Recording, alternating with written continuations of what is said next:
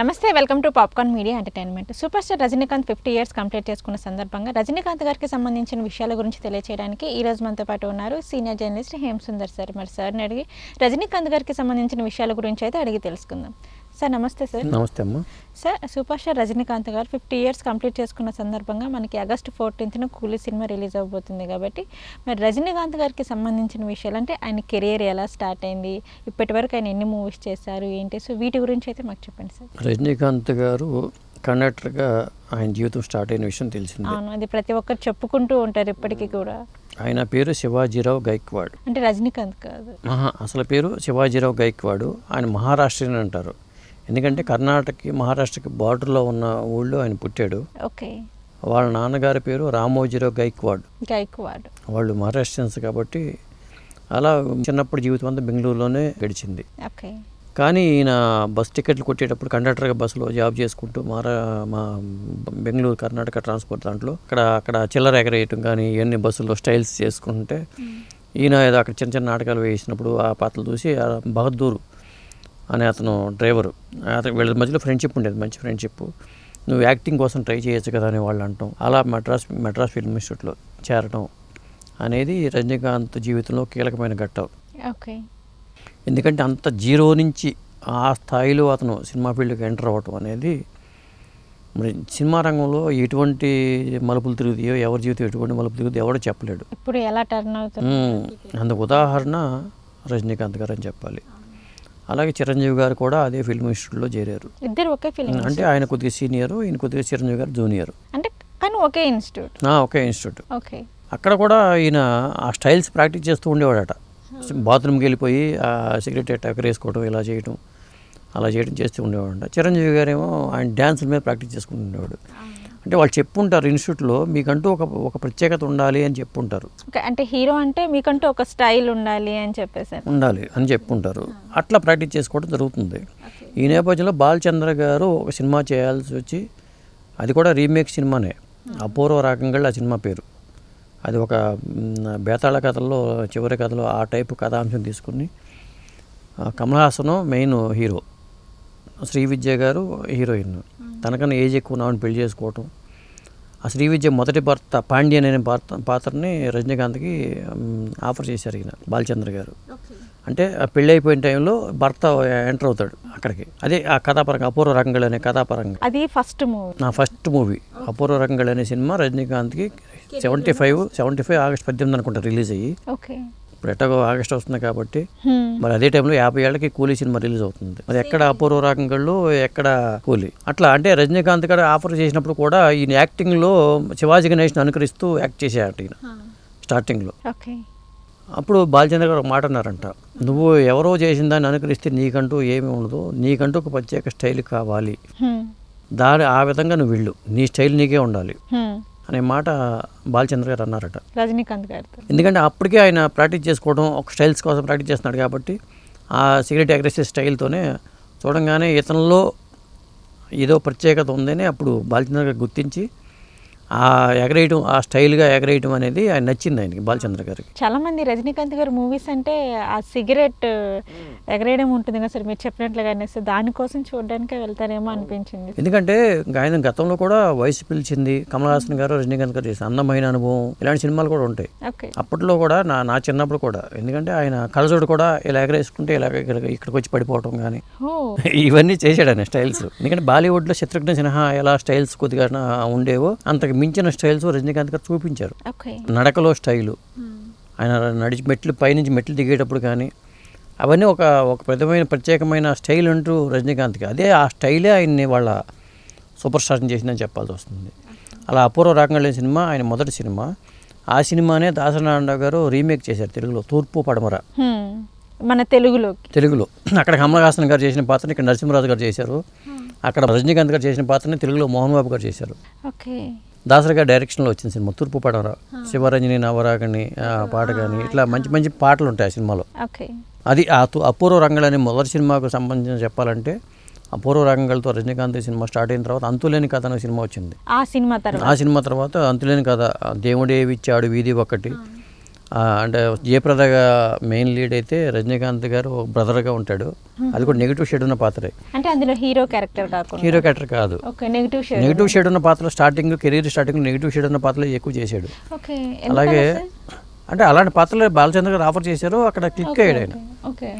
ఆ తర్వాత step by step ఆయన చేసే పాత్రల్లో ఆయన జీవితం, రజనీకాంత్ గారి జీవితం చూసుకుంటే పెద్దగా చెప్పాలంటే చాలా మెరుపులు ఉంటాయి, చాలా మరకలు ఉంటాయి. ఎందుకంటే ఒక కెరీర్ స్టార్టింగ్లో సక్సెస్ వచ్చిన టైంలో సక్సెస్ని తట్టుకోలేరు కొంతమంది. తట్టుకోలేక మెంటల్గా డిస్టర్బ్ అయిన సందర్భాలు కూడా ఉన్నాయి రజనీకాంత్ జీవితంలో. ఎవరి మీద పడితే వాడి మీద సీరియస్ అయిపోవడం, నాటు చారా తాగటం, హీరోయిన్ల పట్ల కానీ కొద్దిగా రూడ్గా బిహేవ్ చేయటం, ఇలాంటి కొన్ని కెరీర్ స్టార్టింగ్లో రజనీకాంత్ జీవితంలో చాలా ఉన్నాయి. ఆయన ఎప్పుడైతే ఆ లత, ఇప్పుడు భార్య ఎవరైతే ఉన్నారో లత ఆయన జీవితంలో ప్రవేశించిన తర్వాత ఒక ఇంటర్వ్యూ చేయడానికనో మొత్తానికి రజనీకాంత్ దగ్గరికి వచ్చి అట్లా ఆయన జీవిత భాగస్వామ్యంగా మారిపోయిన తర్వాత ఆయన జీవితంలో చాలా మార్పులు వచ్చినాయి. రజనీకాంత్ గారి జీవితంలో సినిమాల సక్సెస్ అంతా ఒక ఎత్తు అయితే, ఒక జీవిత భాగస్వామ్యం రావటం, ఆయన జీవితం ఒక క్రమ పద్ధతిలోకి రావటం, ఆ తర్వాత స్పిరిచువాలిటీలోకి ఆయన అడుగుపెట్టడం, ఇవన్నీ కూడా ఆయనలో మార్పు తెచ్చినాయి. అది రజనీకాంత్ కెరీర్ మనం 177 సినిమాలో కెరీర్ని లెక్కేసుకుంటే 74 ఏళ్ల వయసులో ఇంత స్టార్డమ్ కొనసాగించడం అనేది మామూలు విషయం కాదు. ఏ నటుడికైనా ఒక కెరీర్ 60 ఏళ్ళకి ఆగిపోతుంది, 65 ఏళ్ళకి ఆగిపోతుంది, 70 ఏళ్ళకి ఆగిపోతుంది. కానీ ఈ స్టార్డమ్ అనేది ఉంది, అది ఇప్పటికీ కొనసాగటం అనేది మామూలు విషయం కాదు. 75 ఏళ్ల వయసులో మీకు ఇట్లా ఇంత స్టార్డమ్ రావడం, 50 ఏళ్ళ సినిమా కెరీరు, 75 ఏళ్ల వయసు అంటే ఆయన 25వ ఏట నుంచి కూడా జీవితం మార్పులు చెందుతూ వచ్చింది. అంచెలంచెలుగా ఆయన స్టార్డమ్ని అందుకున్నాడు.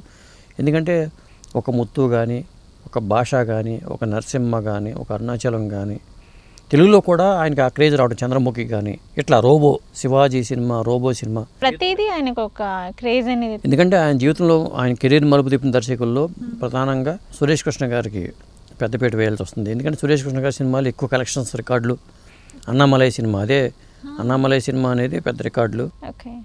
దాన్ని బిర్లా రాముడిగానో దీనికి అనువదించారు, కానీ అన్నామలై తమిళ్లో పెద్ద హిట్. అంటే తెలుగులోకి బిర్లా రాముడిగా అనువదించారు, కానీ అప్పటికే అది ఆ సినిమా మోహన్ బాబు గారు చేశారు. అది చాలా ఆ కథ చాలా మంది చేశారు. కానీ అన్నామలై అనే సినిమా ఆయన కెరీర్లో పెద్ద ఇది. ఇక భాష గురించి ప్రత్యేకంగా చెప్పేది ఏం లేదు. రజనీకాంత్ గారి సినిమాలన్నీ ఒక ఎత్తు అయితే భాష అనేది ఒక ఎత్తు. అంటే రజనీకాంత్ గారి మూవీస్ అంటే ఇన్ని మూవీస్లలో కెరియర్ టర్న్ అయిన మూవీ ఏది సార్? టర్న్ అయిన మూవీ ఒకటని చెప్పలేము, ఎందుకంటే ఆయన వయసు పిలిచింది, అందమైన అనుభవం, వయసు పిలిచింది. ఆ టైంలో నుంచి కూడా ఒక మామూలు సినిమాలు లేవు, చాలా సినిమాలు ఉన్నాయి. ఇప్పుడు చిరంజీవి గారికి ఖైదీ నుంచి టర్న్ అయిందని చెప్తూ ఉంటాం. రజనీకాంత్ గారు అలా చెప్పడానికి లేదు, ఎందుకంటే అలా చెప్పుకుంటూ వెళ్తే చాలా సినిమాలు ఉన్నాయి. స్టెప్ బై స్టెప్ ఆయనకి ఆ మాస్ ఇమేజ్ క్రియేట్ అయింది. అక్కడ తమిళనాడులో ఆయనకి ఒక మాస్ ఇమేజ్ క్రియేట్ అయింది, ఆయన ఓన్ చేసుకున్నారు. ఒక దశలో రజనీకాంత్ని చంపడానికి కూడా ప్రయత్నాలు జరిగినాయి చెప్తూ ఉంటారు. ఎందుకంటే ఒక ప్రముఖ అక్కడ అగ్ర కథానాయకుడు ఎవరైతే ఉన్నారో, ఒక అగ్ర కథానాయకుడు, ఆ అగ్ర కథానాయకుడికి సంబంధించిన ఒక హీరోయిన్తో కనెక్షన్స్ ఉన్నాయనుకుంటే, ఆ హీరోయిన్తో రజనీకాంత్ సన్నిహితంగా మెలుగుతున్నాడు అని రజనీకాంత్ని లేపేయడానికి అగ్ర కథానాయకుడు ప్రయత్నాలు చేశారని ఇలాంటి వార్తలు చాలా ఉన్నాయి. ఆ హీరోల మధ్యలో పోటీ కానీ, డామినేషన్ కానీ, ఒకళ్ళు హవా చెల్లుబాటు అవుతున్నప్పుడు, కొత్త వాళ్ళు ఎంటర్ అవుతున్నప్పుడు చాలా జాగ్రత్తగా ఉండాలంటానికి ఇది ఉదాహరణ. ఇదే రజనీకాంత్ మీద రకరకాలుగా జరిగినాయి ఆయన కెరీర్ మధ్యలో. ఎందుకంటే డైరెక్టర్లు, కొంతమంది డైరెక్టర్ల చేతిలో పట్టడం కానీ, ఆ సక్సెస్లు రావడం కానీ, సక్సెస్ వచ్చినప్పుడు తట్టుకోగలిగే కెపాసిటీ కూడా ఉండాలి. ఇవన్నీ ఉంటాయి. ఎందుకంటే ఒక సినిమా ఫీల్డ్ అంటేనే ఎవరో ఆక్రమించేసిన స్థానంలోకి మనం ఎంటర్ అవుతూ ఉంటాం. అక్కడ మనకి గాడ్ ఫాదర్లో ఉంటే అది వేరే విషయం. మరి ఎటువంటి బ్యాక్గ్రౌండ్ లేకుండా వచ్చిన వ్యక్తి రజనీకాంత్ చెప్పాలి. ఎటువంటి బ్యాక్గ్రౌండ్ లేకుండా వచ్చాడు. జాగ్రత్త పడాలి. ఆ కెరీర్లో అన్నీ పాపం ఎదుర్కొన్నాడు. ఆయన ఎదుర్కొని వాళ్ళకి ఆయన మరి ఈ స్థాయిలో నిలబడ్డాడంటే ఖచ్చితంగా అది ఆయన ఎఫర్ట్ అనే చెప్పాలి. స్వయం కృషితోనే ఆయన ఈ స్థాయికి వచ్చాడు. విధంగా చెప్పాలంటే ఆయన ఆ మధ్యన రాజకీయ పార్టీ పెట్టాలనుకున్నాడు. పెట్టుంటే విధంగా చెప్పాలంటే ఆయన ఇంత ఆరోగ్యకరంగా ఉండేవాడు కాదు. ఎందుకంటే రాజకీయాలకు వచ్చిన వాళ్ళు ఎవడో కూడా ప్రశాంతంగా ఉండలేరు. ఫస్ట్ విమర్శలు, జనాలు, అవి అప్పటికే చాలా అనారోగ్యం పాలైపోయాడు. ఆయన అనారోగ్యం పాలైపోయి కిడ్నీస్ ఇది అయిపోయి మరి ట్రీట్మెంట్ తీసుకుని వచ్చిన తర్వాత రాజకీయాల్లోకి వెళ్తే ఇంత యాక్టివ్గా ఇంత ఇదిగా ఉండలేరు. అది ఒక విధంగా మంచి నిర్ణయం తీసుకున్నాడు ఆయన. సరైన సమయంలో సరైన నిర్ణయం అంటే రాజకీయాలు రాకపోవటం ఆయన. అదమ్మా. Okay sir. అండ్ ఇంకొకటి ఏంటంటే సార్, రజనీకాంత్ గారికి గుడి కట్టారు తమిళనాడులో ఒక అభిమాని అని చెప్పేసి అని కూడా నేను విన్నాను. అది ఏమంటారు సార్, నిజమే అది ఈ మధ్యన నిజంగానే గుడి కట్టారా? మదురైలో ఒక అభిమాని, కార్తీక్ అనే అభిమాని ఒక గుడి కట్టి ఇప్పుడు రజనీకాంత్కి 6,000 ఫోటోలతో అక్కడ ఒక చిన్న మ్యూజియం లాగా ఏర్పాటు చేశాడు ఆయన. ఇప్పటికీ ఆ గుడి ఉంది మదురైలో. ఆయన అక్కడ మొన్న అభిషేకం కూడా చేశాడట. మరి తేనె పాలు ఇవన్నీ కలుపుకొని చేసి అభిషేకం చేసి, అంటే వేరే అభిమానం. తమిళనాడులో ఏమవుతుందంటే అభిమానం అయినా ఏది చాలా ఎక్కువ స్థాయిలో ఉంటుంది. సినిమాల్లో డోస్ ఎలా ఎక్కువ ఉంటుందో అభిమానం కూడా ఆ డోస్ అలాగే ఉంటుంది. ప్రేమిస్తే మేము అలానే ప్రేమిస్తాం. మాస్ హీరోల్ని అక్కడ మాస్ హీరోల్ని బాగా పట్టం కడుతుంటారు. కమల్ హాసన్ గారికి మాస్ హీరోకి ఇమేజ్ అంత రాలా. రజనీకాంత్ గారికి వచ్చిన మాస్ హీరో ఇమేజ్ వేరే నటులకు రాలా. అలాగే ఇప్పుడు ఉన్న విజయ్కి ఉన్న మాస్ ఇమేజ్ వేరే వాళ్ళకి రాలా. ఆ మాస్ ఇమేజ్ అనేది తమిళనాడు ఎంజీఆర్ గారికి ఆ మాస్ ఇమేజ్ అప్పట్లో ఉండేది. ఇట్లా తమిళనాడులో మాస్ హీరోలకి ఆ స్థాయిలో పట్టం కడతారు. అది అందువల్ల రజనీకాంత్ గారి కెరీర్ని మనం 50 ఏళ్ళ కెరీర్ని చూసుకుంటే ఆయన సినిమాలు, ఆయన స్టైల్స్ అవన్నీ అవార్డు సినిమాలు కాదు. కమల్ హాసన్ గారిలాగా విలక్షణమైన నటుడు అంటే ఆయన అనలేము. ఎందుకంటే ఎప్పుడైనా మాస్ హీరోలు యాక్షన్ అంతా రొటీన్గా ఉంటుంది, కానీ అదే నచ్చుతుంది. అది రజనీకాంత్ గారికి మరి ఇవాళకి ఆయనకి సినిమాలకి అంత ఓపెనింగ్స్ వస్తున్నాయి అంటే కారణం సినిమాలకి సెలవులు కూడా ప్రకటించారు. కూలీ సినిమాకి ఇప్పుడు సెలవు ప్రకటించారు ఆగస్టు 14ని. ఎందుకంటే ఆగస్టు 15కి మామూలుగా సెలవు, కానీ రజనీకాంత్ గారి సినిమా రిలీజ్ అవుతుందని కొన్ని సాఫ్ట్వేర్ కంపెనీలు సెలవులు కూడా ప్రకటించినాయి.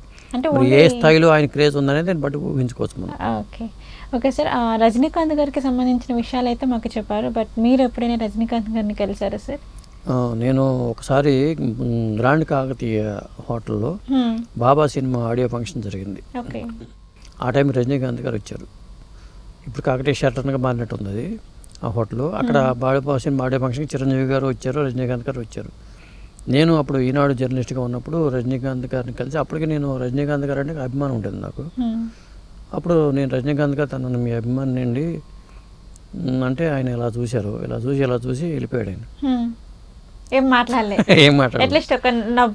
నవ్వల. కాకపోతే ఒక ఫోటో అయితే ఫోటోకి ఏంటంటే చిరంజీవి గారు ఉన్నారు కాబట్టి జర్నలిస్ట్ అందరూ కూడా ఫోటో దిగాలనుకున్నప్పుడు నేను మహావతార్ బాబాజీ ఫోటో చూపించారు ఆయన. అప్పుడు మహావతార్ బాబాజీ ఫోటో చూపించి ఈయన మహావతార్ బాబాజీ, ఈయన వయసు 2300 సంవత్సరాలు ఎంత అన్నారు. ఈయన హిమాలయాలు ఇంకా శరీరంతో ఉన్నారు, క్రియాయోగం వల్ల అది సాధ్యమైంది అన్నారు. నేను అప్పటికే పెద్ద నాస్తికత్వంతో ఉండేవాడిని. కాకపోతే నేను ఆఫీసులో వార్త రాసిన తర్వాత తాడేపల్లి గురించి ఎవరు ఫోన్ చేశారు, ఈనాడులో వార్త తప్పు వచ్చిందండి అన్నారు. ఏంటి అన్నాను, ఇలా 230 సంవత్సరాలకి 2300 సంవత్సరాలను పడిందండి అన్నారు. కాదు, రజనీకాంత్ గారు చెప్పింది 2300 సంవత్సరాలే అని చెప్పి అన్నాను. అదొక అనుభవం. అయితే వేదిక మీద ఆ రోజు బాబా ఆడియో ఫంక్షన్లో వేదిక మీద జర్నలిస్టులు అందరూ ఉంటే చిరంజీవి గారు, నేను చివరిలో ఉంటే చిరంజీవి గారు హ్యామ్సన్ నువ్వు ఇట్రా అని చెప్పి నన్ను దగ్గరికి పిలిచారు. ఇంకా వెనక పక్కన ఉంచున్నాను, చిరంజీవి గారికి వెనక పక్క, రజనీకాంత్ గారికి వెనక పక్క. ఆ ఫోటో ఉంది నా దగ్గర, మిగిలిపోయింది అజ్ఞాపకంగా. సార్ ఇంకొక విషయం ఏంటంటే సార్, ఫైనల్గా అప్పట్లో రజనీకాంత్ గారు వచ్చేసి హిమాలయాల్లోకి వెళ్ళి తపస్సు చేశారని చెప్పేసి ఒక వార్త కూడా మనం విన్నాం కదా సార్. తరచూ వెళ్తూ ఉంటారు హిమాలయాలకి, తపస్సు చేయడం కాదు, ధ్యానం చేయడానికి ఆయన తరచూ హిమాలయాలకు వెళ్తూ ఉంటారు. ధ్యానం చేయడానికి ఆయన లైఫ్ క్రమ పద్ధతిలోకి వచ్చింది అంటే కారణం ఏంటంటే మెడిటేషన్. మెడిటేషను, మహావతార బాబాజీ ఏంటి మన భక్తి, స్వామీజీలతో వాళ్ళతో ఆ సంబంధాలు ఇవన్నీ కూడా ఆయన జీవితం ఒక లైన్లో పడిపోయింది. లేదా అట్లాంటివి లేకపోతే తట్టుకోలేరు. ఆ సక్సెస్ అంత పెద్ద సక్సెస్ని తట్టుకోవడం కష్టం. నేను చెప్పేది అదే, అంత పెద్ద సక్సెస్ వచ్చినప్పుడు తట్టుకోవడం కష్టం. కంట్రోల్ చేయడానికి భగవంతుని మీద పెట్టి ఆయనకి నిరాడంబరంగా కనిపిస్తాడు బయటకు వచ్చినప్పుడు.